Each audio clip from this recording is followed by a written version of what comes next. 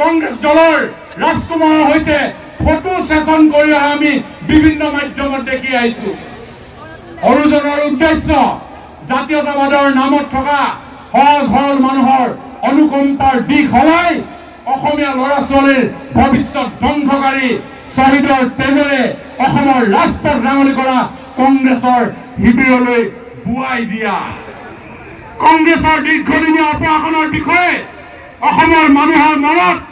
ৰৈ যোৱা সেই ভয়ংকৰ ছবিবোৰ জাতীয়তাবাদৰ গ্ৰীণ স্কিনেৰে আৱৰা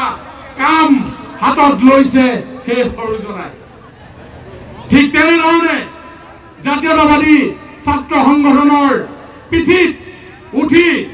পবিত্ৰ মজিয়াৰ পৰা মাত্ৰ যেন বিজেপিক বিৰোধিতা কৰাৰ অজুহাত লৈ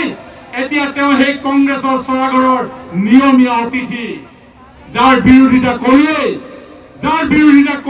সময়ত নিজৰ ৰাজনীতিৰ ভেটি গঢ়ি তুলিছিল এনে ইউ টাৰ্ণ মাৰি কেনেধৰণে মানুহক ঠগিছে আজিৰ এই মুহূৰ্তত শ্বহীদসকলক স্মৰণ কৰি আমি সেই দিনবিলাক কথা আমি হৃদয়ঙ্গম কৰা উচিত আমি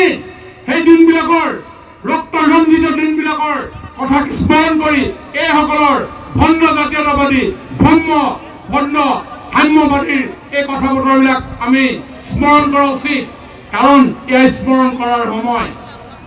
আৰু ইয়াত এজন আছে যিজনে মাজে মাজে নিজে কনফিউজ হৈ যায় নিজে চেণ্ডেল পিন্ধি নামঘৰলৈ যায় আৰু সেইটোৱে ধৰা ঠাণ্ডাত ব্ৰিটিছৰ দেশত মুখ্যমন্ত্ৰীক চুৰিয়া পিন্ধিবলৈ উপদেশ দিয়ে আৰু ৰাইজৰ আদালতত যেতিয়া তেওঁ ধৰা পৰে অথবা ৰাজনীতিৰ সান্দহ খোৱা বাতি যেতিয়া তল যাব বুলি তেওঁ সন্দেহ কৰে তেতিয়া গৈ আমাৰ অসমীয়াৰ আমঠু জুবিনদাৰ ওচৰত শৰণ লৈ গৈ গতিকে এইসকলৰ এই ভণ্ডামি মই ভাবো এই শ্বহীদ দিৱসৰ এই পবিত্ৰ মুহূৰ্তত আমি পুনৰ স্মৰণ কৰা ভাল কাৰণ অসমীয়াৰ অস্তিত্ব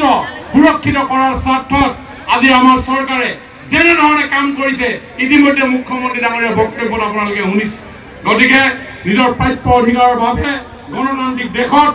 জনতাৰ ৰাজপথত নমাৰ কোনো প্ৰয়োজন নাই কেন্দ্ৰত সুদক্ষ নেতা নৰেন্দ্ৰ মোদী ডাঙৰীয়াৰ মাৰ্গদৰ্শনত অসমত ভাৰতীয় জনতা পাৰ্টীৰ আজি চৰকাৰখনে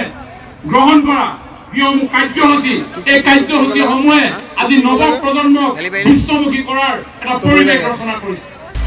আপুনি বিচৰা বাতৰি পাব কেৱল নিউজ 18 এপত নিউজ 18 এপ ডাউনলোড কৰিবলৈ স্ক্যান কৰক এই QR কোড গুগল প্লে ষ্টৰতো পাব এই নিউজ 18 এপ